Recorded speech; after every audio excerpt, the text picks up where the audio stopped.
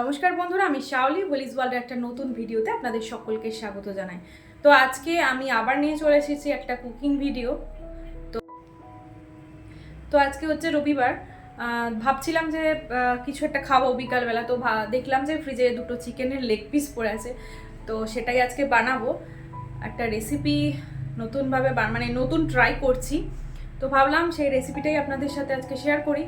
আশা করছি আপনাদেরও খুব ভালো লাগবে, তো দেখতে থাকুন আমার ভিডিওটা।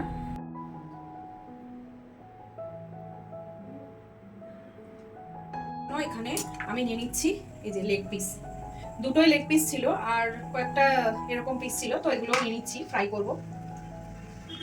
তো লেগ পিসগুলো আমি এইভাবে মাঝখান থেকে কাট করে নেব।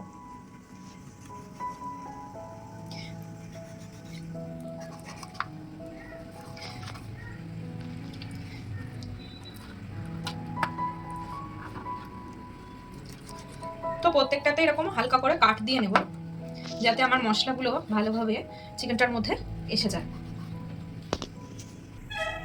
তো এখন চিকেনগুলোকে আমি একটা বাটির মধ্যে নিয়ে নেব।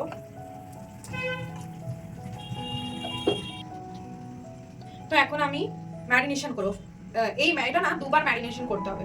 তো প্রথম আমি ম্যারিনেট করে নিলাম। তো এখানে দিয়ে দিলাম আদা রসুন বাটা। এবার দেবো এর মধ্যে নুন, আর এখানে আমি অল্প সাদা তেল ইউজ করব। দেব পাতিলেবুর রস, এখানে আমি হাফ পাতিলেবুর রস নিয়েছি। তো এবার এটাকে ভালো করে ম্যারিনেট করে নেব। ম্যারিনেট করে এটাকে আমি 30 মিনিট মতো রাখবো, কারণ আমার হাতে অত এখন সময় নেই, তাড়াতাড়ি করেই বানাতে হবে। তো যদি আপনারা পারেন তাহলে এটা 1 ঘন্টাও রেখে দিতে পারেন।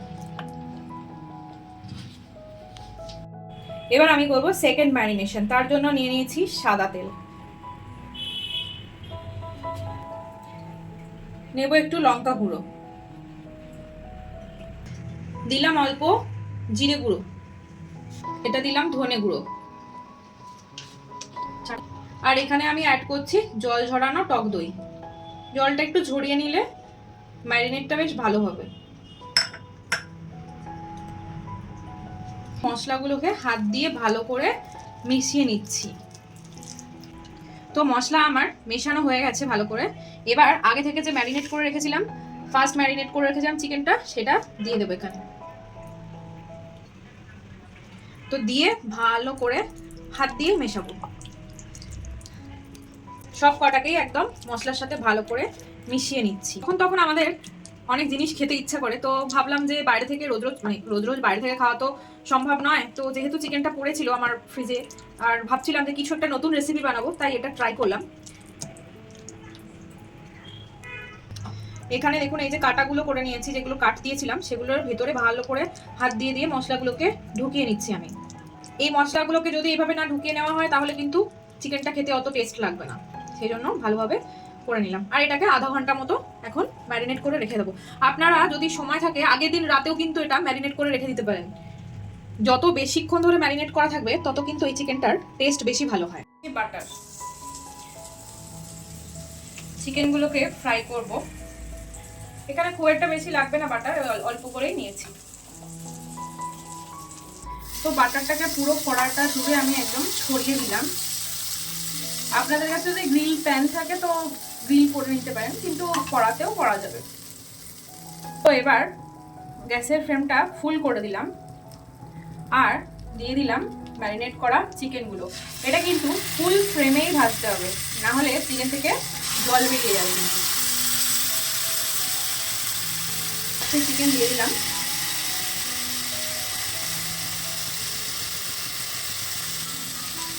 আর মশলাগুলো এরকম ওপর থেকে দিয়ে দেব।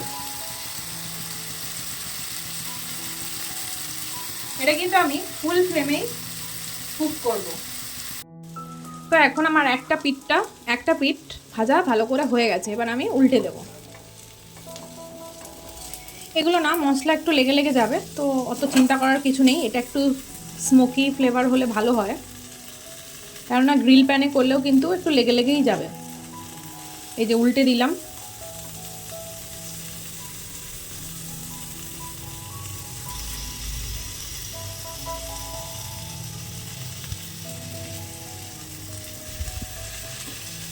তো একটা পিঠ বেশ ভালো করে আমার ভাজা হয়ে গেছে, আর এই পিঠটা ভাজবো।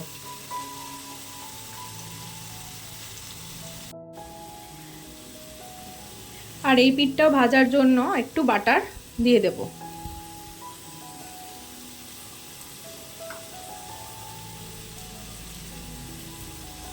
আর ফুল ফ্লেমে এটাও ভাজতে থাকবো। এটা এখন এখানে ফ্রাই হতে থাকুক। এখানে আমি স্যালাডের জন্য শসা, একটু লেবু আর পেঁয়াজ নিয়ে নিয়েছি। পেঁয়াজটাকে একটু খোলাটা ছাড়িয়ে ধুয়ে নিয়েছি। আর এতটা শসাও লাগবে না, আমি একটু হাফ কেটে নিই।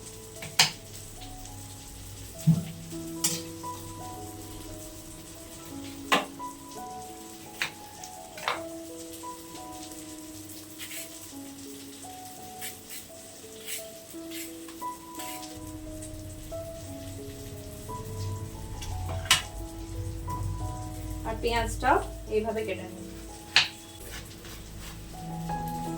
এভাবে সাজিয়ে নিই। শসা আর পেঁয়াজেই তো ভরে গেল।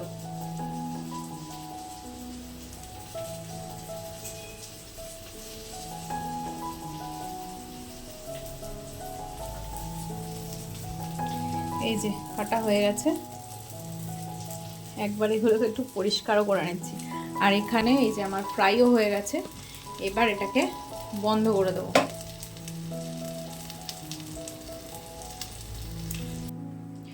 এটাকে আমি নিয়ে চলে যাব অন্য দিকটায়।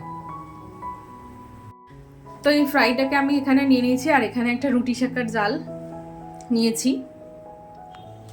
তো এবার আমি গ্যাসটা জ্বালিয়ে দেব।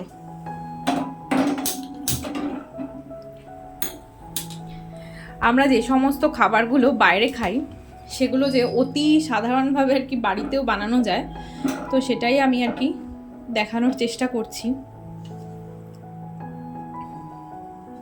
তো গ্যাসের ফ্লেমটা একটু হাই করে দিলাম।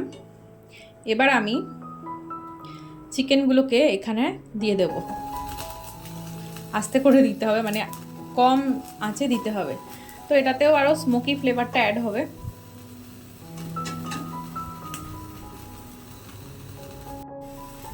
তো এই যেখানে দিয়ে দিলাম, আর এই ছোটোগুলোকে ওই পাশ দিয়ে দিয়ে দেবো।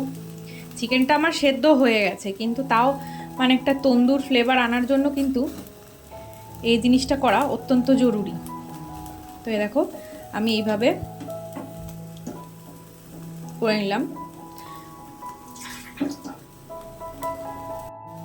তো আমি এখানে আর কিছু অ্যাড করব না। আর এটা আমি হাত দিয়ে উল্টাচ্ছিলাম, মানে ভুলেও হাত দিয়ে করা যাবে না আর কি, প্রচণ্ড গরম। তো এই যে এদিকটাও হয়ে গেছে। তো আমি এটা উল্টে দিলাম। এ দেখো এই স্মোকি ফ্লেভারটা কিন্তু আসবে, তাহলেই কিন্তু ভালো লাগবে। আর এর ওপর একটু যদি লেবুর রস দেওয়া যায় মানে খাওয়ার সময়, তো সেটা আরও ভালো লাগবে।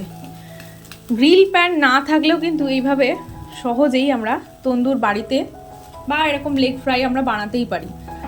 দেখো একটুখানি কষ্ট করলে আমরা ফ্রেশ খাবার পাচ্ছি। আর দোকানে গেলে তেল মশলাগুলোতেও আমাদের অনেক সময় পেট খারাপ হয়, যেটা মানে সব সময় তো খাওয়া যায় না, কিন্তু খেতে ইচ্ছা হয়। তো বাড়িতেই এইভাবে সহজে বানিয়ে নেওয়া যেতে পারে। আমি একটু প্রত্যেকটা দিক একটু উল্টে পাল্টে আর কি করে নিলাম, যাতে চিকেন যদি কোনো অংশে কাঁচা থাকে তো সেটাও আবার ভালোভাবে সিদ্ধ হয়ে যাবে। হ্যাঁ, এইগুলো একটু সময় সাপেক্ষ, একটু সময় লাগে, কিন্তু তোমরা যদি আগে ম্যারিনেট করে রেখে দাও না, তো খুব একটা বেশি সময় লাগবে না। ম্যারিনেট আগে থেকে করে না রাখলেও কিন্তু হঠাৎ করে খেতে ইচ্ছা করলেও খাওয়া যাবে। তো দেখো এখানে আমার হয়ে গেছে। এবার আমি এগুলোকে প্লেটিং করে নেব।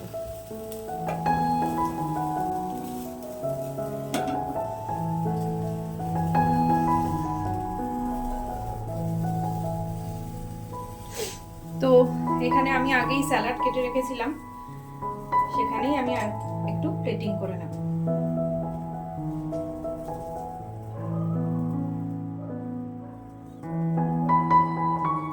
একটা টুকরো আবার ছেড়েও গেছে, তার মানে চিকেন আমার ভালোভাবেই সেদ্ধ হয়ে গেছে।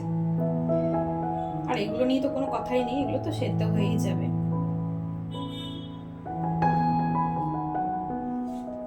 তো এই দেখো আমাদের চিকেন লেগ পিস ফ্রাই এখানে রেডি হয়ে গেছে। আর এর ওপরে একটুখানি লেবু দিয়ে বা লেবুর রস দিয়ে কিন্তু দারুণ সুন্দর খেতে লাগবে। তো আমার আজকের রেসিপিটা কেমন লাগলো অবশ্যই জানিও। যদি ভালো লেগে থাকে তাহলে অবশ্যই একটা লাইক, কমেন্ট, সাবস্ক্রাইব করবে। আর কোন ধরনের ভিডিও তোমাদের সব থেকে বেশি ভালো লাগছে আমাকে একটু কমেন্ট বক্সে জানিও। সকলে খুব ভালো থাকবে, সুস্থ থাকবে। দেখা হচ্ছে পরবর্তী কোনো ভিডিও।